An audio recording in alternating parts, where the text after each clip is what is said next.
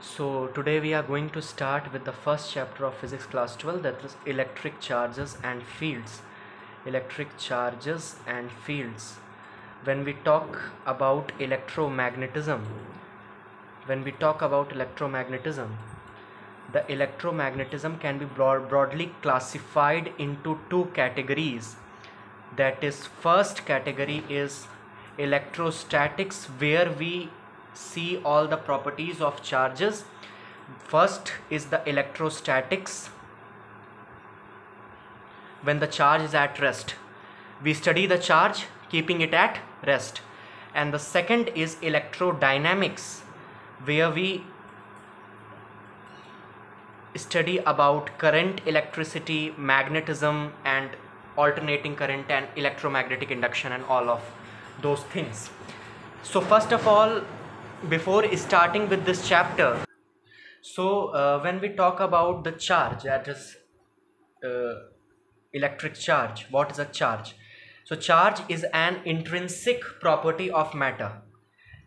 Intrinsic property है matter की, जैसे मास एक इंट्रिंसिक प्रॉपर्टी, एक इनेट प्रॉपर्टी है मैटर की, वैसे ही चार्ज क्या है? इंट्रिंसिक प्रॉपर्टी है मैटर की, ठीक है ना? So charge is a intrinsic property of matter. Mass is also a intrinsic property, ठीक है? अच्छा, अब चार्ज का जो सिंबल होता है वो क्या होता है? चार्ज का जो सिंबल है वो क्यू होता है. इसकी जो एसआई यूनिट होती है वो क्या होती है? इसकी एसआई यूनिट जो होती है वो कुलुम्ब होती है, ठीक है? ध्यान रखना, इसको कैपिटल सी से रिप्रेजेंट करेंगे हम. और चार्ज हमारी क्वांटिटी कैसी होती है? चार्ज हमारी एक स्केलर क्वांटिटी होती है, ध्यान देना. तो चार्ज हमारी स्केलर क्वांटिटी है, इसकी एसआई यूनिट कुलुम्ब है, और ये जो है क्या है बोलो? इसका जो सिंबल है वो है क्यू. जैसे इसका ये सिंबल, इसकी ये यूनिट और ये स्केलर क्वांटिटी है, ठीक है? दो तरीके के चार्ज होते हैं, आप लोगों को पता होगा. एक पॉजिटिव चार्ज होता है, एक नेगेटिव चार्ज होता है. पॉजिटिव एक दूसरे को रिपेल करेंगे, पॉजिटिव नेगेटिव एक दूसरे को अट्रैक्ट करेंगे, है ना? और नेगेटिव भी एक दूसरे को रिपेल करेंगे. तो अनलाइक चार्जेस जो होते हैं वो एक दूसरे को अट्रैक्ट करते हैं. ध्यान रखना, जो अनलाइक चार्जेस होंगे वो एक दूसरे को अट्रैक्ट करते हैं. ये सारी चीजें आपको पता है पहले से. और जो लाइक चार्जेस होते हैं वो एक दूसरे को क्या करते हैं बोलो? जो लाइक चार्जेस होते हैं वो एक दूसरे को रिपेल करते हैं. ये चीजें समझ में आ जाएंगी. अच्छा, अब चार्ज जो है वो हमेशा मास के साथ आता है, क्योंकि जब चार्ज किसी बॉडी पे आएगा तो उसके साथ कुछ इलेक्ट्रॉन्स आते हैं या इलेक्ट्रॉन्स जाते हैं, ठीक है? तो अगर पॉजिटिव चार्ज आया तो मतलब कुछ इलेक्ट्रॉन्स की कमी हो गई. भाई, पॉजिटिव चार्ज का मतलब क्या होता है? ध्यान देना, किसी बॉडी पे अगर नेट पॉजिटिव चार्ज है तो इसका मतलब है कि डिफिशियंसी ऑफ इलेक्ट्रॉन्स है उस बॉडी पर.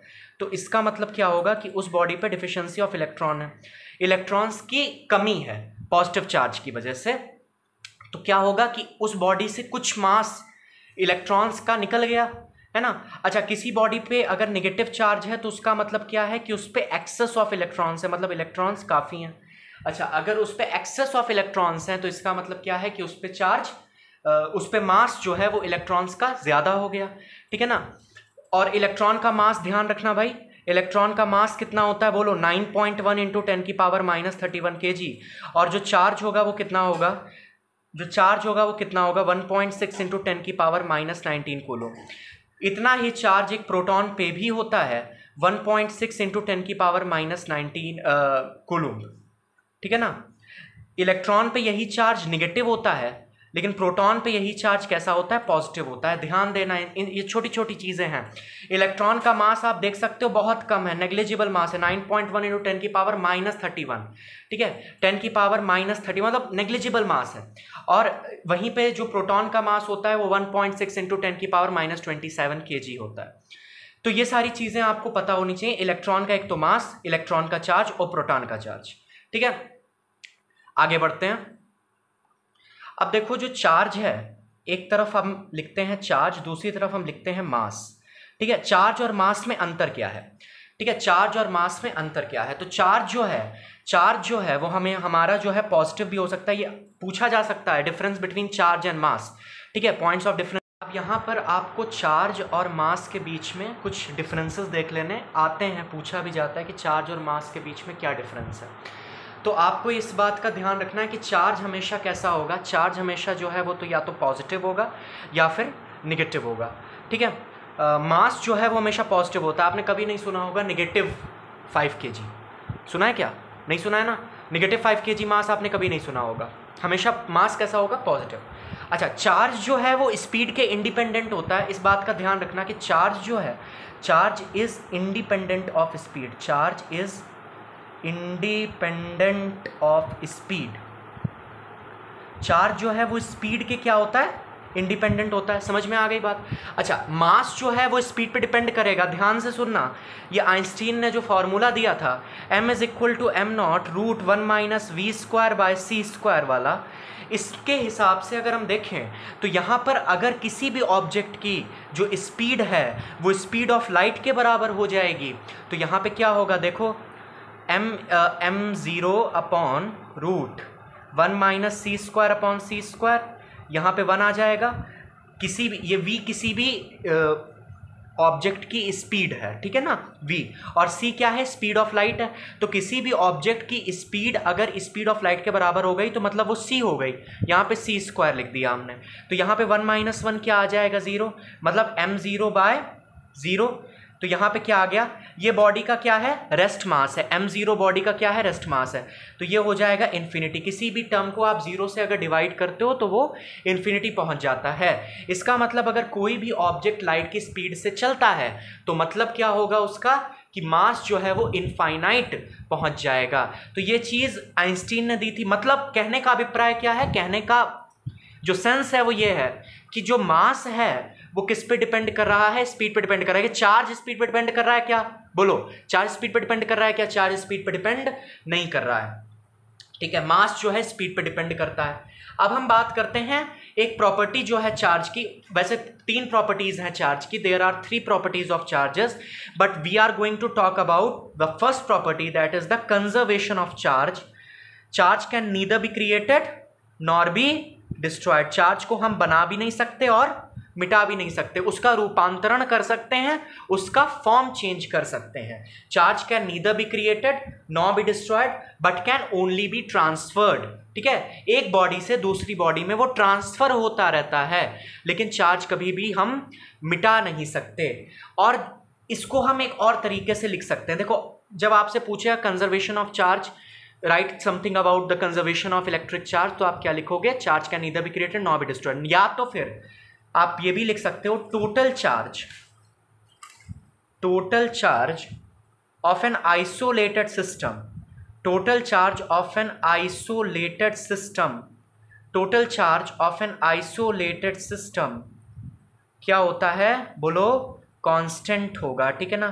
Total charge of an isolated system is constant, total charge constant रहता है। जैसे इसके लिए एक रिएक्शन आप याद कर लो, जैसे ये थोरियम है, ठीक है, ये हमारे पास थोरियम है। एटॉमिक नंबर यहाँ पे क्या है, 90। एटॉमिक नंबर यहाँ पे क्या है, 90। अब क्या होगा कि ये रेडियो एक्टिविटी शो करने वाला एलिमेंट है, इसमें से अल्फा पार्टिकल निकलेगा। तो यहाँ पे अल्फा पार्टिकल निकला और यहाँ पर ये एक नया एलिमेंट यहाँ पे बन गया। अब देखो, इधर तुम्हारे पास क्या है, 90, इधर तुम्हारे पास नेट चार्ज क्या है, 90। मतलब एटॉमिक नंबर अगर 90 है तो इसका मतलब क्या है, 90 इलेक्ट्रॉन्स है और 90 ही प्रोटॉन्स है, ठीक। अब क्या हुआ, जब यहाँ पे अल्फा पार्टिकल निकला तो यहाँ पे +2 चार्ज है और यहाँ पे 88 है। दोनों को मिला दो, 88, 89 और 90, अगेन 90 आ गया यहाँ पर। मतलब total charge of an isolated system constant रहता है। रूपांतरण हो गया, थोड़ा सा अल्फा पार्टिकल के साथ चला गया, मतलब 2 यूनिट चार्ज अल्फा पार्टिकल के साथ चला गया, और बाकी जो 88 यूनिट चार्ज है वो इस एक्स एलिमेंट के साथ चला गया है, ठीक है ना। लेकिन चार्ज जो टोटल सिस्टम का था वो क्या रहा, कांस्टेंट रहा। तो ये बात समझ में आ रही होगी। तो कंजर्वेशन ऑफ चार्ज को हमने एक्सपेरिमेंटली प्रूव किया है। कंजर्वेशन ऑफ चार्ज को हमने कैसे प्रूव किया है, एक्सपेरिमेंटली। दूसरी जो बहुत इंपॉर्टेंट प्रॉपर्टी है, that is about the quantization of charge, और ये आपको बिल्कुल बैठा लेनी है अंदर दिलो दिमाग में, क्वांटाइजेशन ऑफ चार्ज के बारे में। अब देखो यहाँ पे क्वांटाइजेशन का मतलब क्या होता है? क्वांटाइजेशन का मतलब होता है, ये तो डेफिनेशन है, ये तो आपको लिखनी है एग्ज़ाम में, ठीक है ना, ये आपको लिखनी रहेगी एग्ज़ाम में। Charge always exist as an integral multiple of fundamental charge. लेकिन इसको समझ लेते हैं। क्वांटाइजेशन का मतलब होता है कोई भी चीज़ अगर फिक्स्ड अमाउंट में अवेलेबल होगी, क्वांटाइजेशन का मतलब होता है available in fixed amount. Available in, बोलो किस में? फिक्स्ड अमाउंट में। अवेलेबल इन फिक्स्ड अमाउंट, इसको बोलते हैं क्वांटाइजेशन ऑफ। अब देखो क्वांटाइजेशन ऑफ चार्ज का मतलब क्या है। क्वांटाइजेशन ऑफ चार्ज का मतलब होता है क्वांटाइज्ड कोई भी क्वांटिटी यदि क्वांटाइज्ड होती है, इसका मतलब यह है कि वो अवेलेबल है फिक्स्ड अमाउंट में, एक नियत संख्या में उसकी अवेलेबिलिटी है, ठीक है। ये तो डेफिनेशन है, ये तो आपको एग्जाम में लिखनी है। Charge always exist as an integral multiple of fundamental charge, और आगे मैं समझाऊंगा, लेकिन पहले इसको कॉन्सेप्ट समझो। जैसे आप किसी दुकान पे जाते हो चिप्स वगैरह लेने, तो 10 रुपये की एक लिमिटेड क्वांटिटी ही मिलती है आपको। आप ये नहीं कह सकते भैया इसमें से थोड़े चिप्स निकाल लो और इसको 7 रुपये का लगा दो, ऐसा नहीं होता। उसी तरीके से चार्ज भी हमको एक क्वांटाइज्ड मात्रा में मिलता है, एक फिक्स्ड अमाउंट में मिलता है, ठीक है। अच्छा, वो फिक्स्ड अमाउंट क्या है? चार्ज हमको 1E देखने को मिल सकता है। E क्या है यहाँ पर? इलेक्ट्रॉनिक चार्ज, मतलब 1 इंटू इलेक्ट्रॉनिक चार्ज। एक इलेक्ट्रॉन पे जितना चार्ज होता है, कितना होता है अभी बताया था, 1.6 इंटू 10⁻⁻19 कूलम्ब, ठीक। अच्छा, तो यहाँ पर 1E हो सकता है चार्ज, 2E हो सकता है चार्ज, 3 हो सकता है, 4E हो सकता है, NE हो सकता है। मतलब N क्या है यहाँ पर, बोलो? N यहाँ पर इंटीजर है, N को यहाँ पर इंटीजर होना पड़ेगा। उसी तरीके से -1E हो सकता है, -2E हो सकता है, -3 हो सकता है, -4E, 5E, 6E, -7E, उस तरीके से -NE भी हो सकता है। लेकिन यहाँ पे एक चीज़ का तुम्हें ध्यान रखना है कि n जो है ये क्या है, यहाँ पर n जो है तुम्हारा इंटीजर है, इस चीज़ का आपको ध्यान रखना है। यहाँ पे जैसे आपके पास चार्ज है +2.5E, यहाँ पे चार्ज आपके पास क्या है? +2.5E।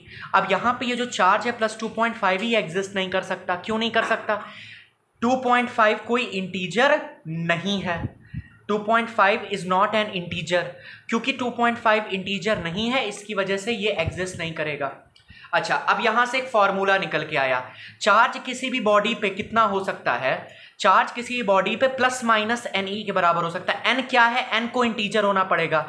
n 1 हो सकता है, 2 हो सकता है, 3 हो सकता है, 4 हो सकता है, लेकिन कभी भी 1.5, 2.5, 3.6 इस तरीके से फ्रैक्शन में या फिर डेसिमल में नहीं हो सकता, इंटीजर होना पड़ेगा। n जो है वो 1, 2, 3, 4 हो सकता है।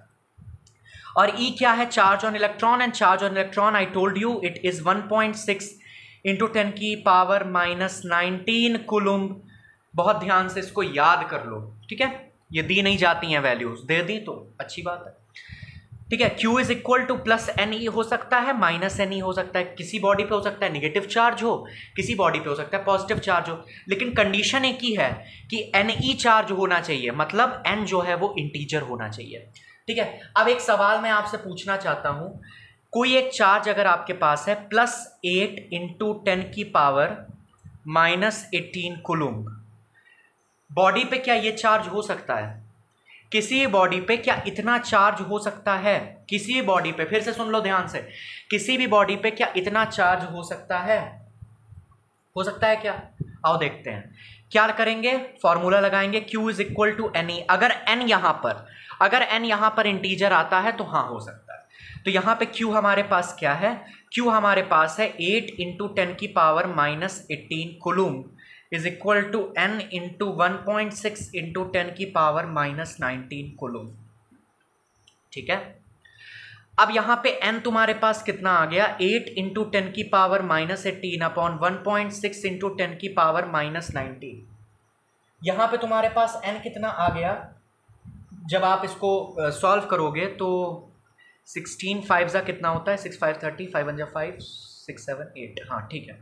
यहां पे आप इसको कर सकते हो, काट सकते हो, और यहां पे आपके पास क्या आ जाएगा? यहां पे आपके पास आ जाएगा 50, n इज इक्वल टू 50। समझ में आया? n क्या आ गया तुम्हारे पास, n तुम्हारे पास आ गया 50। कैसे आया फिर से दिखा दूं, सिंपल मैथ्स है। 80/16 किया और यहाँ पे 10 की पावर -18 इंटू 10 की पावर 19 -18 क्या आ गया 10। तो 80/16 इंटू 10 की मतलब 10 आ गया, यहाँ पे ये 5 आया और ये हमारे पास 50 आ गया, ठीक है ना। ये 50, n की वैल्यू क्या आ रही 50। अब बताओ क्या ये चार्ज एग्जिस्ट कर सकता है, बिल्कुल कर सकता है, क्योंकि n 50 है, इंटीजर है, फ्रैक्शन में नहीं है, डेसिमल में नहीं है, तो इस वजह से ये बिल्कुल एग्जिस्ट कर सकता है। तो इतना चार्ज बॉडी पे एग्जिस्ट कर सकता है कि नहीं, हाँ कर सकता है। क्या लिखोगे, yes this charge can exist on the body, हाँ कर सकता है, ठीक है। आगे बढ़ते हैं। अब देखो ये वाला क्वेश्चन, ये एनसीईआरटी का सवाल है।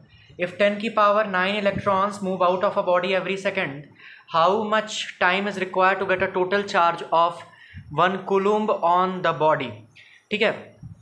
अच्छा, अब 1 सेकंड में आपके आपसे कहा है कि 10 की पावर 9 इलेक्ट्रॉन्स बाहर निकल रहे हैं बॉडी से। 1 मिनट, ठीक है, हाँ ओके। 1 सेकंड में 10 की पावर 9 इलेक्ट्रॉन्स बॉडी से क्या हो रहे हैं, बाहर निकल रहे हैं। तो आप देखो कि 1 सेकंड में कितने इलेक्ट्रॉन्स बाहर निकल रहे हैं, 10 की पावर 9 इलेक्ट्रॉन्स बाहर निकल रहे हैं। आपसे कहा कि 1 कूलम्ब जो है टोटल चार्ज आने में बॉडी पर कितना समय लगेगा। 1 सेकंड में इतने इलेक्ट्रॉन्स अगर बाहर निकल गए तो सीधी सी बात है बॉडी पे कैसा चार्ज आने वाला है, पॉजिटिव चार्ज, क्योंकि इलेक्ट्रॉन्स बाहर निकल रहे हैं, डेफिशिएंसी ऑफ इलेक्ट्रॉन्स हो रही है, तो बॉडी पे कैसा चार्ज आएगा, पॉजिटिव। अब charge given out in 1 second कितना होगा, charge given out in 1 second, ये तो नंबर ऑफ इलेक्ट्रॉन्स है। Charge given out in 1 second, 1 second में कितना चार्ज बाहर निकल गया, बोलो 1 सेकंड में कितना चार्ज बाहर निकल गया। क्या होगा, 1.6 इंटू 10 की पावर -19 इंटू 10 की पावर 9, ठीक है ना। क्या आ गया, 1.6 इंटू 10 की पावर -10। समझ में आ गई बात। इतने कूलम्ब चार्ज जो है 1 सेकंड में बाहर निकला। कैसे किया हमने, Q is equal to n ही लगा दिया। n तुम्हारे पास ये है, ये n है ना, और इलेक्ट्रॉनिक चार्ज तो मैंने बता ही दिया है, ये है, ठीक है। तो इसको मल्टीप्लाई किया, तुम्हारे पास 1 सेकंड में कितना चार्ज बाहर निकल रहा है, 1.6 इंटू 10 की पावर -10 कूलम्ब। अब सीधे सीधे यूनिटरी मेथड लगाना है। अगर 1 सेकंड में 1.6 इंटू 10 की पावर -10 कूलम्ब चार्ज बाहर निकल रहा है, ठीक है, तो 1 कूलम्ब चार्ज कितने सेकंड में आएगा, 1 कूलम्ब चार्ज कितने सेकंड में आएगा। तो देखो 1 सेकंड में इतना चार्ज बाहर आ रहा है, 1 कूलम्ब चार्ज कितने सेकंड में आएगा, ठीक है। तो हमें क्या करना है, यूनिटरी मेथड लगाना है। क्या करेंगे, 1 सेकंड में इतना, 1 सेकंड में इतना, तो 1 कूलम्ब चार्ज कितनी देर में बाहर निकलेगा, 1/1.6 इंटू 10 की पावर -10। इतनी मैथ्स आती होगी मेरे हिसाब से, नहीं आती तो भैया छठी में जाओ, ठीक। अब क्या होगा, 1/1.6 इंटू 10 की power -10 is equal to 6.25 into 10 की पावर 9 सेकंड आ गया तुम्हारे पास। अब हर चीज़ मैं सॉल्व करके नहीं बता रहा हूँ क्योंकि फिर समय लग जाएगा। इतना आया, इतने सेकंड्स आ गए, मतलब इतना टाइम लगेगा 1 कूलम्ब चार्ज आने में। अब क्या करोगे तुम यहाँ पे, अब तुमको क्या करना है, इसको सालों में कन्वर्ट कर दो।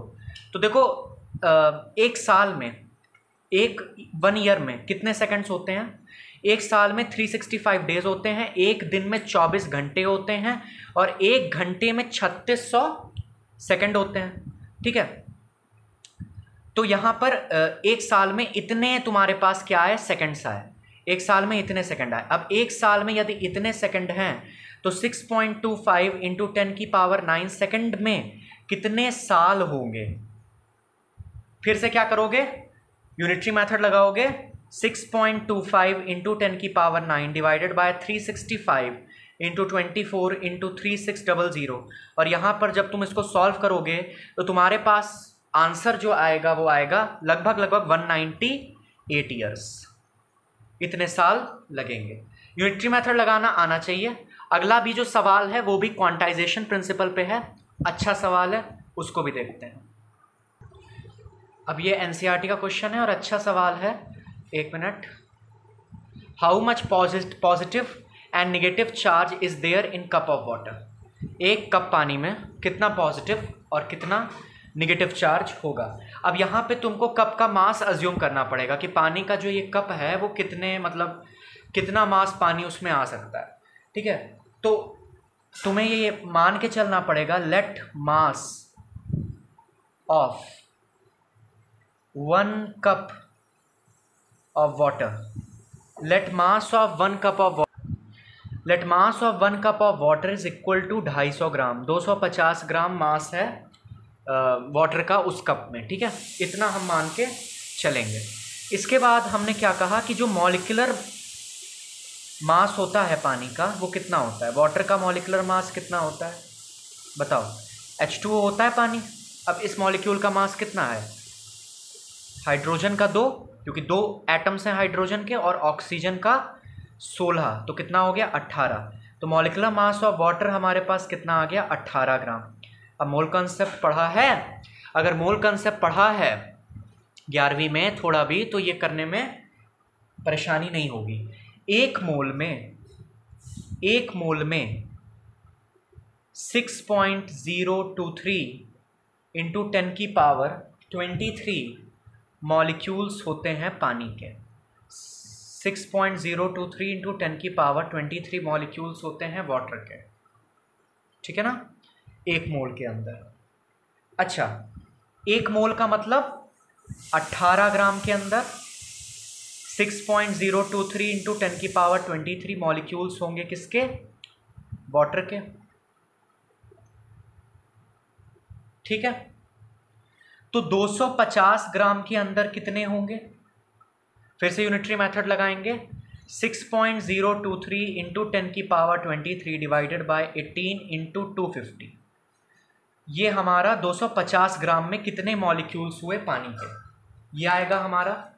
अच्छा, अब पानी का जो मॉलिक्यूल है ईच H2O मॉलिक्यूल, उसमें 2 एटम्स हैं हाइड्रोजन के, देख लो ना, H2O मॉलिक्यूल जो है उसमें जो है 2 एटम्स हैं हाइड्रोजन के, 1 एटम है ऑक्सीजन का। तो अगर हम देखें तो टोटल कितने इलेक्ट्रॉन्स और प्रोटॉन्स होंगे, 2 प्रोटॉन जो है हाइड्रोजन के पास हैं और 8 प्रोटॉन जो हैं ऑक्सीजन के पास है, क्योंकि 8 इसका एटॉमिक नंबर होता है और इसका 1 होता है एटॉमिक नंबर, है ना। तो यहाँ पर तुमको समझ में आ रहा है क्या हुआ, जितना एटॉमिक नंबर उतना ही नंबर ऑफ इलेक्ट्रॉन्स उतना ही नंबर ऑफ प्रोटॉन्स। तो हाइड्रोजन में, एक हाइड्रोजन एटम में कितने इलेक्ट्रॉन्स होंगे या कितने प्रोटॉन्स होंगे, 1 इलेक्ट्रॉन होगा और 1 ही प्रोटॉन होगा। ऑक्सीजन में, क्योंकि ऑक्सीजन का एटॉमिक नंबर 8 है, ऑक्सीजन में 8 इलेक्ट्रॉन्स होंगे और बोलो 8 ही प्रोटॉन होंगे।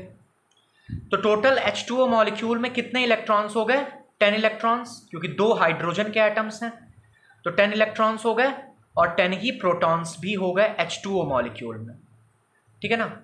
अच्छा, हमने क्या कहा, हमने कहा कि भाई अगर 10 इलेक्ट्रॉन्स हैं, अगर 10 इलेक्ट्रॉन्स हैं या 10 प्रोटॉन्स हैं, तो total positive charge, total positive and negative charges, total positive and negative charges has the same magnitude. क्यों, क्योंकि नंबर ऑफ इलेक्ट्रॉन्स और नंबर ऑफ प्रोटॉन्स सेम है। क्या मैग्नीट्यूड होगा, बस साइन अपोजिट हो जाएंगे, मैग्नीट्यूड सेम रहेगा, मतलब वैल्यू सेम रहेगी।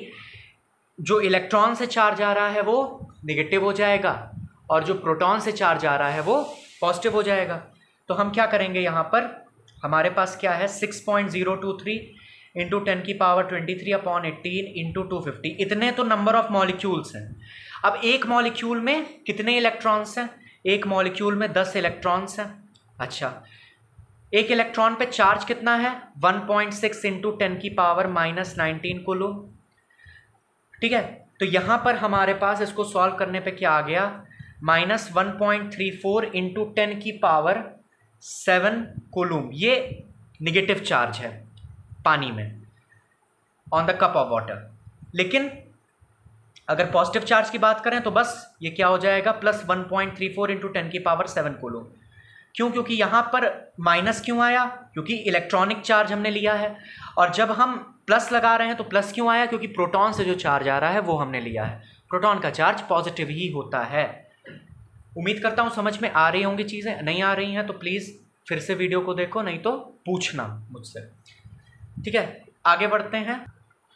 अब चार्ज जो होता है वो, इसकी एक तीसरी प्रॉपर्टी है। अभी हमने क्या देखा, एक property conservation of charge, total charge of an isolated system is constant, दूसरा क्वांटाइजेशन ऑफ चार्ज, और तीसरा हम देखने वाले हैं additivity of charge. Additivity of charge, charge क्या होता है हमारा, एडिटिव होता है। जैसे आपको पता होगा, मान लो हमारे पास है 8 कूलूम चार्ज एक बॉडी पे, हमने कहीं से उसके ऊपर -4 कूलूम चार्ज और डाल दिया, ठीक है। तो यहां पे जो नेट चार्ज आएगा बॉडी पे वो कितना होगा, 8 - 4 + 4 कूलूम। आ गई बात समझ में। तो ये चार्जेस एडिटिव होते हैं नेचर में, क्योंकि स्केलर क्वांटिटी है तो सिंपल एडिशन से काम चल जाता है। वेक्टर क्वांटिटी में सिंपल एडिशन नहीं होता, पता ही होगा। आगे देखेंगे, वेक्टर्स के बारे में भी देखेंगे, फोर्सेस के बारे में भी देखेंगे, कूलम्स लॉ के बारे में देखेंगे। अगला जो लेक्चर होने वाला है उसमें हम देखेंगे कि हम बॉडीज को कैसे चार्ज करते हैं अलग अलग तरीके से। तो तब तक के लिए पढ़ाई करते रहें। Best of luck.